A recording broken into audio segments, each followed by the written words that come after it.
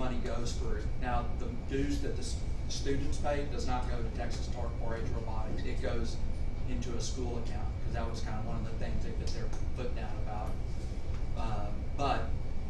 So early in the summer, or early in the fall, one of the business mentors, he transferred $1,000 from the activity fund to a regular budget account.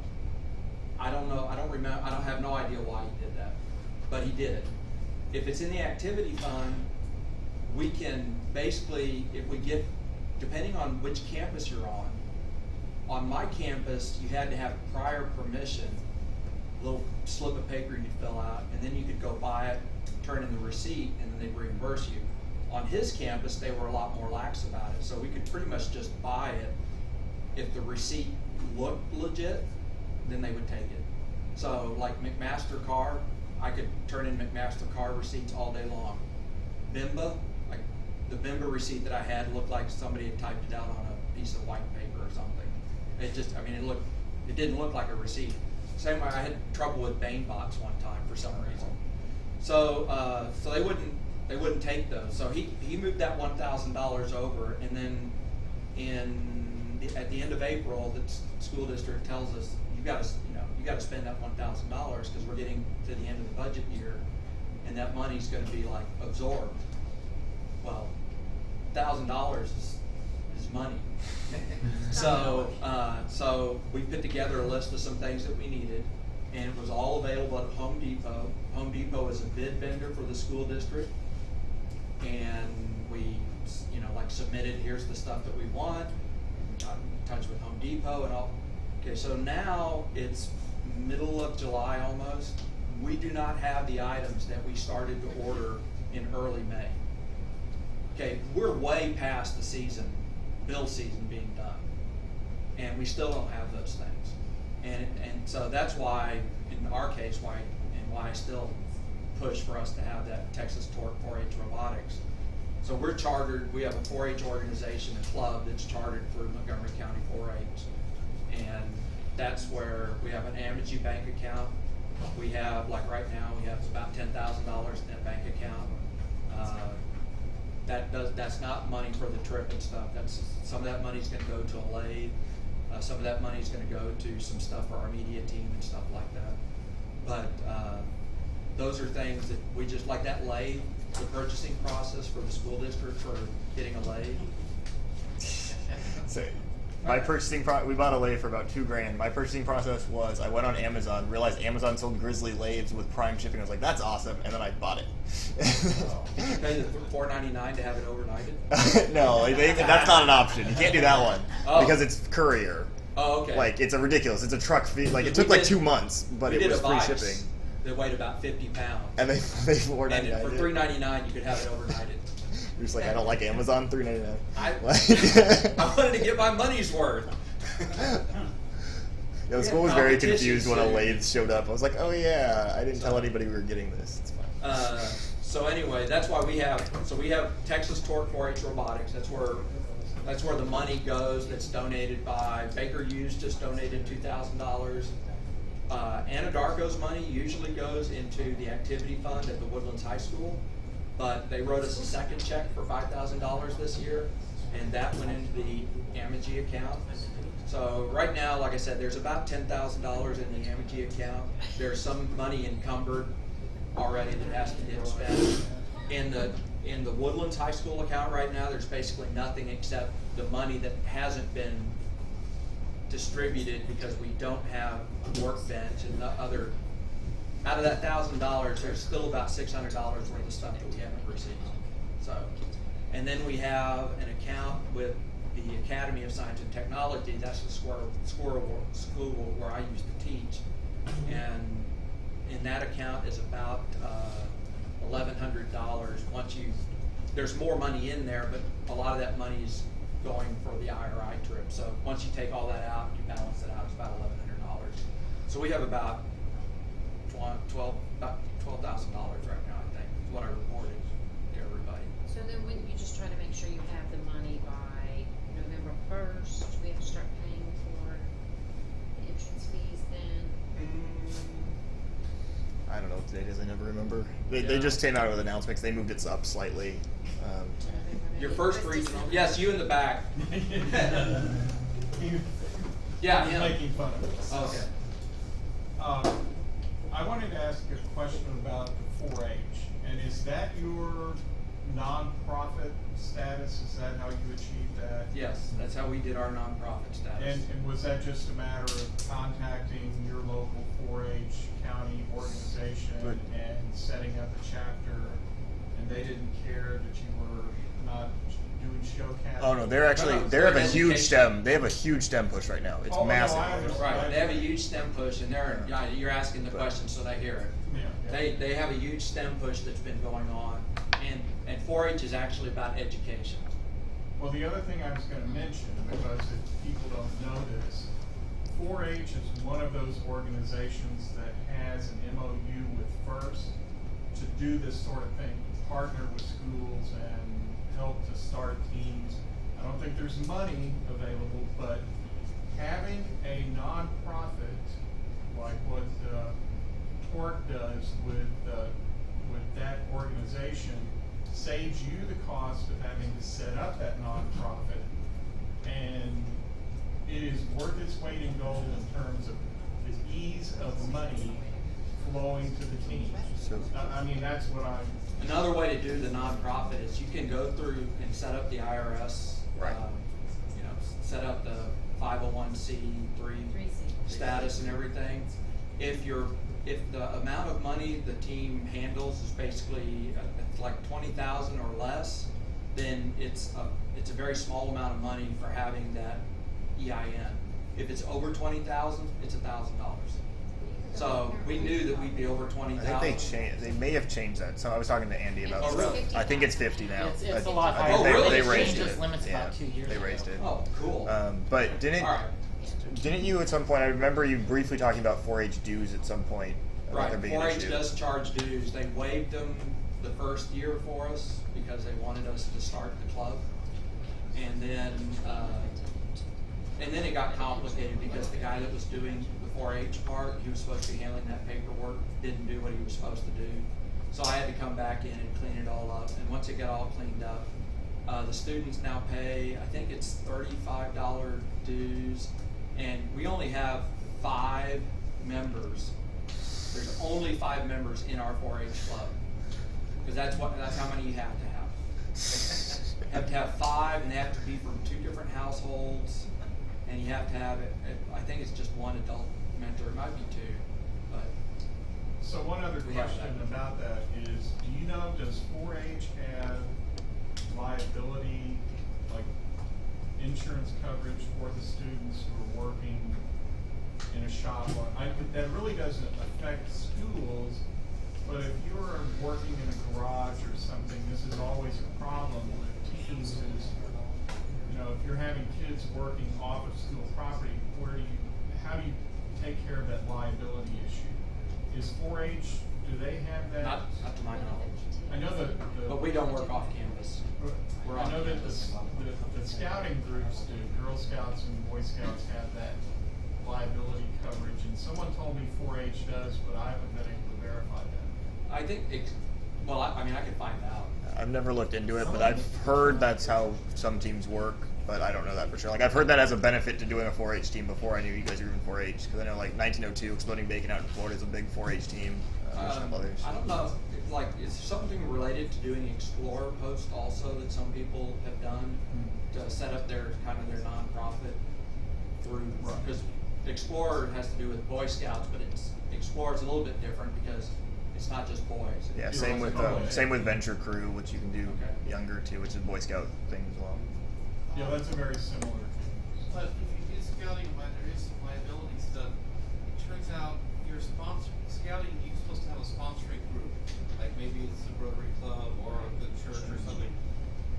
If you have the Scout National Nonprofit does not cover you. Your sponsoring group is where you go for your nonprofit. We found that out 2 years ago when some parent put $20,000 they had raised on Christmas tree wreath sales all at once to the bank and got reported. They found out none of the troops, over half the troops did not have nonprofit status.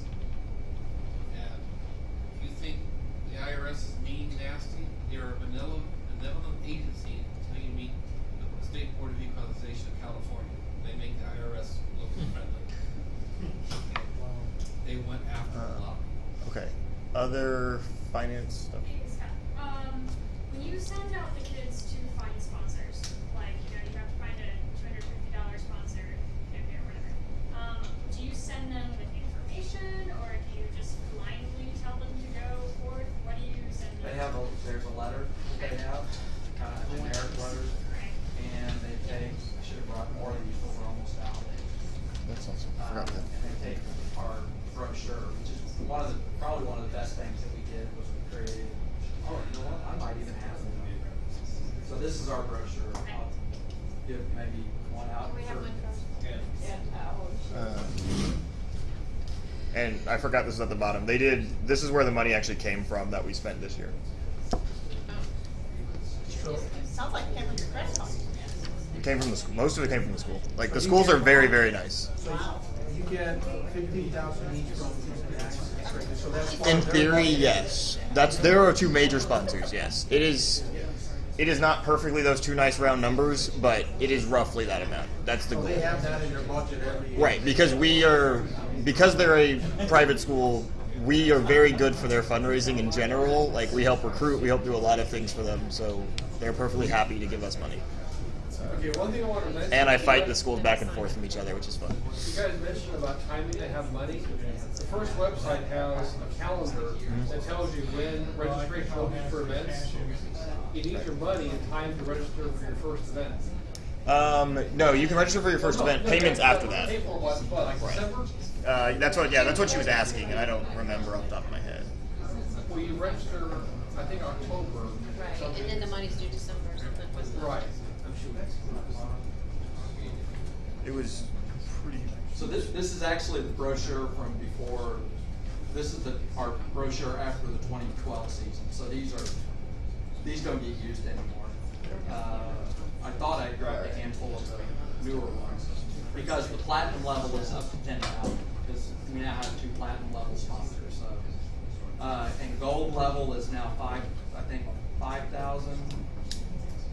Silver level is 2, bronze is 1,000, and sponsor level is still 250.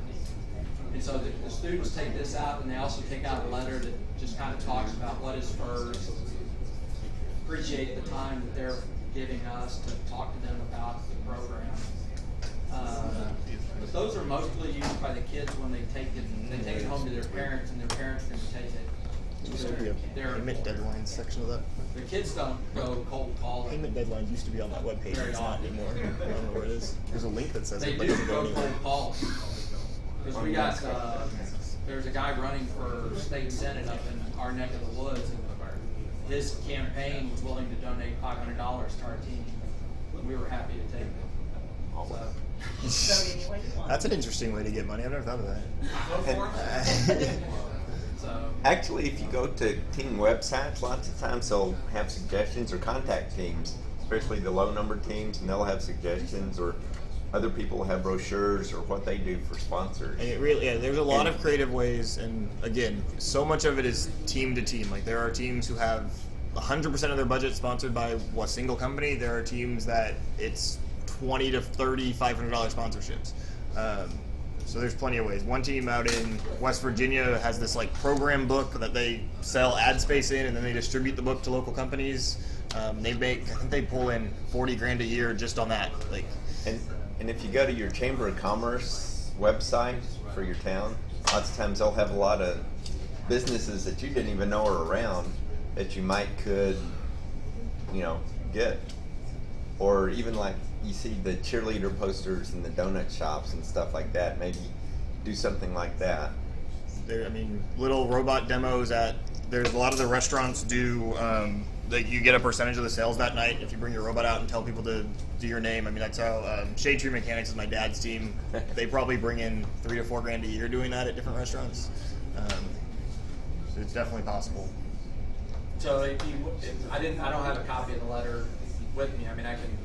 It's on my Google Drive, so it's easy for me to share with you, or to send it, or I can send it to Alan, so you can have it. Anything you want, you can just email me at that@mrrip.com. And TexasTorque.org. again, for anything you want from pretty much any team, send a note to one of their mentors who actually is active, because that's one of the bigger things. If you send somebody in the middle of summer and they don't check their email or care about FRC in the middle of summer, then they might not get anything. But the people who are doing it year round or willing to help all the time, like you can call me at midnight and I'll talk to you about robots. Like, it doesn't really. When I wrote that up there, it reminded me of an issue that in our school, like if you go to our website, when I say our website, well, our website too, but the school's website, when they post pictures of students, they never put down the student's name. It's not on the website. They'll just say, maybe they'll say kids from Collins Intermediate or something like that. So this is our Google account, and so TexasTorque.org, and my outreach guy, so his name is Jeffrey, and his email address for our team is outreach@TexasTorque.org, and it gets forwarded to his Gmail account. So he sees it, and if he wants to reveal his name at some point, he can, but we don't put that out there for people to see, the names of the kids and stuff like that. It's just not visible to everybody. But I've seen teams where they'll have like pictures and bios of the kids with pictures with names of the kids right below. My school district would freak out. if we Lots did of that. school districts. We don't do the full bio thing. Other places. They don't do a full bio. I think we they have. just say- but they'll tell what their position is on the team. We have some of the names. We don't put team pictures up, and we don't have. And it hasn't been updated in like 2 years. So. Mike? One other thing, for new teams, do not think you have to look for what I would call traditional robotics funders, engineering companies, or companies that have a lot of technology. My rule of thumb is leave no stone unturned in your search for funding, because this is also occurring at the first headquarters level. They are making connections now with cosmetic companies and everyone else, and so be creative in thinking about, because everyone is going after the engineering firms and the big tech companies, and so you might want to look at areas that are somewhat unexplored in that, Or- insurance, Or even like companies. Kroger. I know several teams who get Kroger to sponsor them, and so they have lunch provided through build season. They give them like $500 worth of food, and so they have lunch during like build season and for trips out of town Yeah, and there's stuff. the So- other- If you look on our 2013 robot, because we did go to Kroger to ask for money. And so if you look on our 2013 robot, there's a little tiny Kroger logo. Story. Because they gave us $20. We got a $20 gift card. Okay. I spent that one pretty quick. I know teams that are getting a lot more than I know. $20. But they I also- I just thought it I know was- Kroger it just was does. on there. Funny to Kroger me. does a It loyalty is. program thing for nonprofits where like you Yeah. can get people like parents or whatever can go put money on a Kroger gift card, and whatever they spend on that gift card, you get 5% of or something. I don't remember what the actual percentage is. Probably much lower than that. Amazon Smile does that too now. So there's lots of those types of things. If you have a nonprofit or a way to do that, you can get money funneled into your program. And you might even think of those, I haven't talked about this, but the websites that Kickstarter and stuff like that. I don't know. Couple of teams. if- There's teams that do the GoFundMe stuff, which Yeah, we've done Kickstarter reasonably well. We did not get to do it this past season, but the previous 2 years we did, and we made just over $2,000 the first season. And it, yes, to be honest, some of the money came from our parents and people, our friends of the team that would have donated anyway. So it's not a true $2,000 a new donation, but it did open up the doors to random people in Hanover, Colorado that would not have found us otherwise. So it worked out pretty well. yeah, and if you do that, don't because there's some people who will they'll get it on their Twitter and ask other teams to do it and stuff, and that doesn't really make sense for other teams to fund you. So obviously find funding sources in whatever way you can, and those things are great. But if you're going directly to other teams and asking teams to fund you, it's a little odd. Another thing that I talk pretty regularly to one of the STEM directors at U of H, and she was telling me this I don't know, a few weeks ago, that when she's writing grant proposals for U of H, all of their STEM activities, the first place she looks is it goes to the brochure for the Houston Rodeo that year, and lists all the companies that donate to community outreach things, and then just start calling. And so they're donating to rodeo, so they're interested in being visible in the neighborhood or in the community, and so let's start calling it for STEM. So maybe you live in the Woodlands and the Houston Rodeo is 2 far away, but maybe there's a community event in the Woodlands, maybe there's a community event in Katy that the company donate to. Anything too far away from the Houston rodeo? I'm not really. I'm just waiting for, I don't. waiting for ExxonMobil to finish moving in. There you go. Another source of Have support fun. is you go to your little league and softball leagues, these sponsoring teams, and go to them. A lot of them will do a bit of sponsoring for something else, or they're trying to do youth groups. So you look at people who are already sponsoring something for public relations purposes, and some of them There's- do. And those are the kind of places, like we've had kids go to Panera Bread to try to get that $250 sponsorship and stuff like some of the businesses that sponsor like little teams. The other way to do it, a group in, or at least one team in Philadelphia, I know there's other people who have done it, is literally they divide up the phone book and they just go. Like, you get page 1 through 100 and they just call. There are And- books? Yeah, they're still Yeah, existing. it's weird, But they huh? literally, and they'll figure out, whatever, yeah, we'll take your $50, yeah, we'll take they do it for machine shop sponsors, like they'll go to the manufacturing machine shop section and just dial down, and they're like, yeah, we got set up with a couple different places that'll water jet stuff for us, and then you have to build out the relationships and things, but That's how you we can do got. it. That was the next thing I wanted to talk about was the manufacturing. manufacturing sponsors, because there's a big chunk of money that when I said whatever amount of money I said. Right, yeah, that money doesn't include sponsored So metal. we have right now we have what I consider 3 machine shop sponsors. One is Neiman Enclosures down in Houston. They do bulk of the sheet metal that you see on our robots now. But Vex through Innovation First does sheet metal for us. And then there's a company called Procore in Tomball. That was actually the first company that did stuff for us. And that was our 2010 robot. Was a ton of material from them. I mean, a ton. It was ridiculous how much stuff James was picking up from them. But that was all donated. It was thousands of dollars worth of labor and material, and he just called them. So, With the machine shops up, how does that fit into their schedule? that's the one problem. Like when we work with NEMA or we work with Procore, there are certain times of the month that are tougher on them because they have, like, I think toward the end of the month they're trying to get all these jobs out, and so in early January it's not too bad. In early February it's not too bad, but you can't take it to them and expect them to get it to you overnight. But when we take something in on, like, we might take it in on a Monday, and it's possible that we'll have it by Thursday or Friday. And that works out really well for us, because it's during the week that we work on some other things, and then on the weekend, everybody's there. James is in town. He comes from Greenville, Texas to mentor us, so it's a little bit of a drive.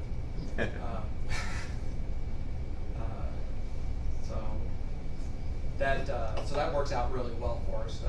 Neiman Enclosures is kind of the same way. Sometimes it takes a little bit longer, but like I said, it really depends on how busy the shop is at that time. And you can, anytime you're working in the machine shop, part of that is you have to build a relationship of how can you make it easier on them to spend less time of their work making it ready to be manufactured. How can you give them drawings and whatever else to be as ready to go as possible? What finishing stuff can they not do that they would normally do for a real customer, but you can have your students do later? So we'll get stuff back that's raw off the laser, which they would never give to anybody else, but they'll give to us because then we can hand do it. Like, it's not a big deal, and it doesn't cost their labor and time and things like that. So there's definitely ways you can work with the relationship to make it much easier on them.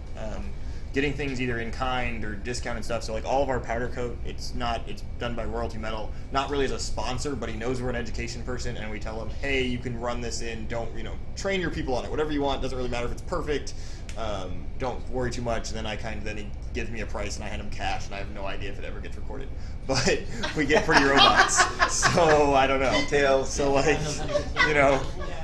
think I've paid him like $200 ever, and the cart and 2 robots have been powder coated, so it's nice. So our NEMA Enclosures, all the white powder coating is from NEMA, and it's glossy, and then the flat black is from IFI, because those are the parts they made for us, and that's what this is what 148's robot is covered with, same thing. surface. We wanted this to be flat, but if we wanted, I guess this one was supposed to be flat, but they didn't do it that way, so I'm not gonna complain. But- I'm very happy to have it. One of the reasons people often ask why our robots aren't purple, and that's because one, the powder coater, it does white every single day, so we can do 1 day or 2 day turns on white stuff most of the time. In purple, they'd have to do special for us. And two, half of that robot is spray paint, and you can't tell. So. Well, like with ours isn't powder coated, but we are part of the career ed, and they have an auto body class right next door. So I asked him, can you work on aluminum? Yes, he can. How much? The guy, it's car paint, is what ours is. Yeah. It's black car paint. And so he took it, would take it next door, and his kids would be the ones to bump it down, and sometimes during the day, or the next day. I think they have to put a special primer. Yeah, I mean, it cost us, I think, $75. That was just to buy the paint primer, and their kids got some practice on it, got the compliments from it being career ed, and. Is there any team that are under near Austin? I don't know how far that is from here. Near. But there's a company called Tech Shop that just opened up in Austin, which is a machine shop with training programs, and they do sponsor teams. It's in Round Rock? Yeah, it's in Round Rock. It was over Yeah. there this past weekend. Yeah, it's in the Frontera shopping center. So you're I have no idea. And, they have a powder coat. Yeah, they have, we do it from the San Jose shop. In fact, we used to have the original shop manager from our team. But they're a good place if you're in that area to go for sponsorship, and they also have equipment if you need it. So that's actually a really good spot. I was over there this past weekend. They have, it's dirt heaven really over there. You go and do all kinds of cool stuff. I did ask one of the people in there, they do help 2468 in some capacity. I don't know what that capacity is. They've had other teams come through and do tours. I keep doing the best I can to lobby to get one of these, but we need one here. We have enough nerds here. It's called Tech Shop. Yeah, It's, think of it as like a 24-hour fitness, but instead of paying a monthly fee to go work out, you're paying a monthly fee to use someone else's workshop. Yeah, it's like a paid makerspace type thing. About $1,000 a year for a normal membership. I don't know what they do for teams, but I think there's hardly a team in Austin that doesn't take advantage of it. And in the same thing, they have Houston does have hacker spaces or maker spaces as well. TXRx Labs is the one that's been around for a while, and then there's Houston Makerspace, which just opened. I don't know exactly what equipment Makerspace has because it's been open for like just the summer or a couple months. TXRx Labs has mills and lathes and things. It's much more gear. It's very, very hobbyist. It's not all professional equipment. Most of it's all donated from other people and things, but they've helped make certain parts of the robot. Their Roland, the guy who managed most of it, is very, very open to first. Again, turn times and stuff is long because they have to do it, but if you have a mentor who can go there and get trained on it and learn it, you can use all their equipment. And they'll do it. Basically, all their classes, last time I checked, were free to everybody and anybody involved in FRC stuff. So if you want to go learn to weld or CNC or anything, you can go to TXRx, tell them you're part of FRC, and Roland will let you just take the class. Besides the ones that have like material costs and stuff, they'll pay those, but none of the registration fees and things. To give you a better idea of tech shop, they're all over the country. There's, I don't know, 15 or 20 of them as a chain shop. So they've got laser cutters, they've got all the wood shop stuff you'd expect, all the metal stuff you'd expect, plastic shop, there's a vacuum molding, there's, I think, even injection molding stuff there, welding, Right. and you name it. It's a huge, awesome Right. shop And of building so, anything you want to build. and basically everything he said, TXRX has, I think 95% of that, but it's all older and donated, so it doesn't all work as well necessarily, but they will help you out and can do a lot of it. Like they have a small laser cutter, they have lathes, mills, everything for the most part. It's in downtown Houston, or east of downtown They had Houston. an open house. Well, they have open house like every Friday, I think, actually. Oh, but I mean, were they just specifically invited? Oh, the FRC one. I forgot. Oh, yeah. I forgot you were there. About a year and a half Oh, ago yeah. or something. Yeah, we set that up. It didn't go as well as we would like. Part of it's far away, so like if you're in downtown Houston, it's far away from everyone. So But if even you're nearby, you train a mentor, you can get fast turnaround. correct, right? There's a makerspace organizational meeting in the Woodlands on the 18th. Yeah, but all of those things are going to be very useful.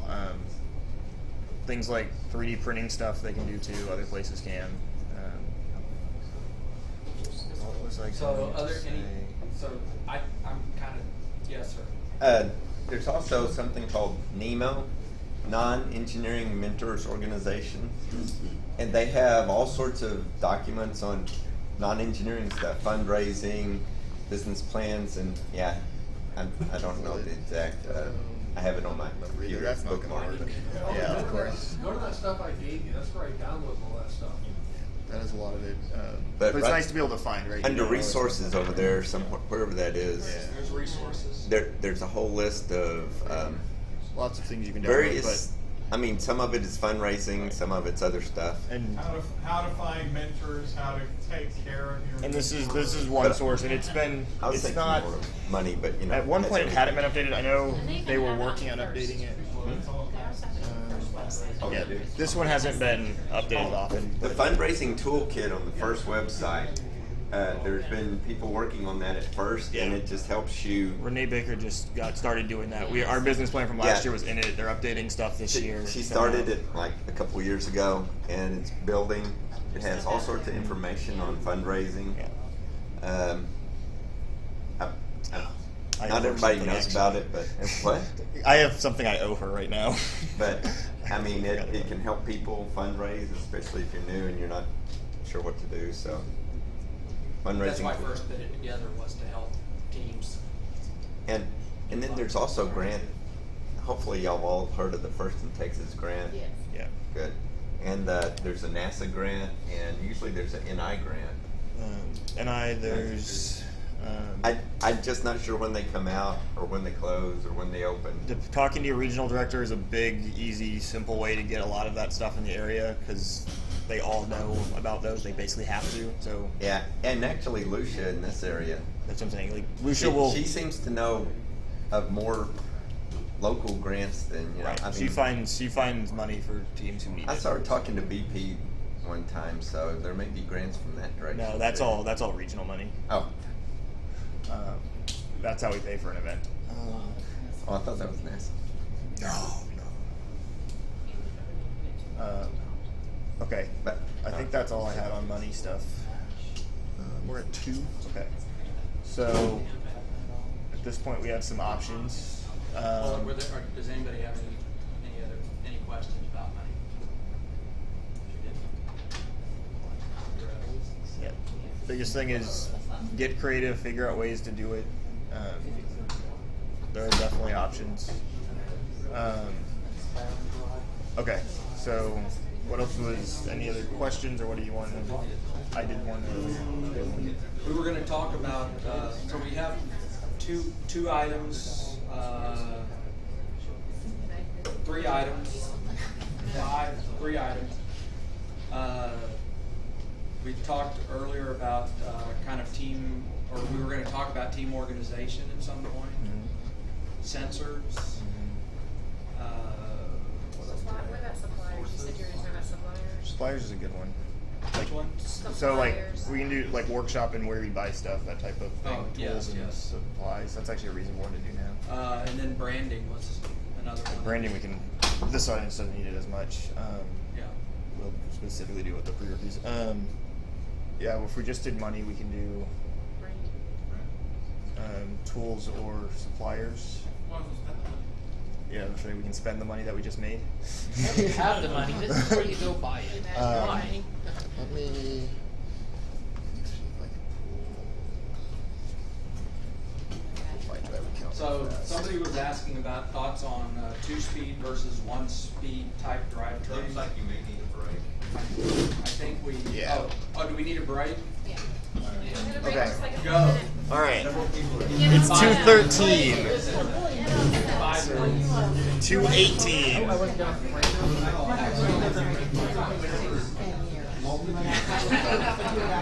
I've read it a couple of times. Well, it depends on whether. Put that back on. Right.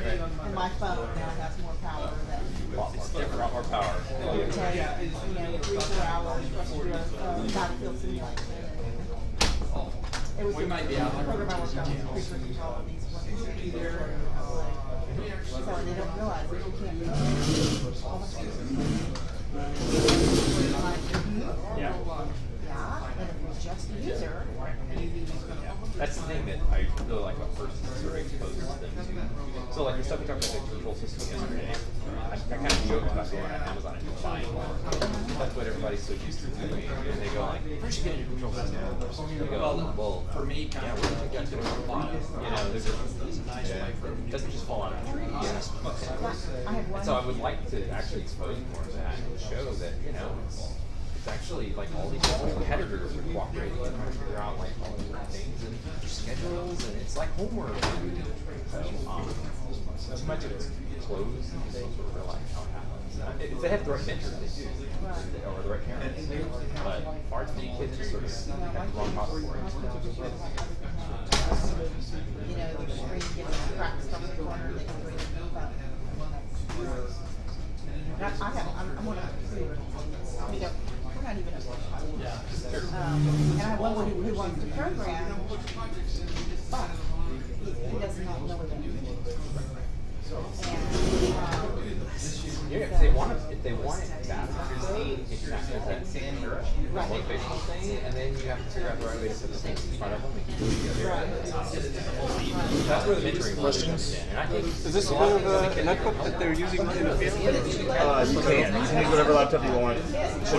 Should run some version of Windows. We run that because we have two of them and they're cheap and easy, and I don't care if we ever break one.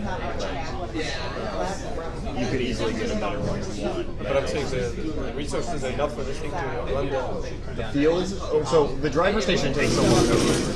The driver station that's running this, all it does is take in joystick input and send it to the robot. But you have to log and all that stuff, right?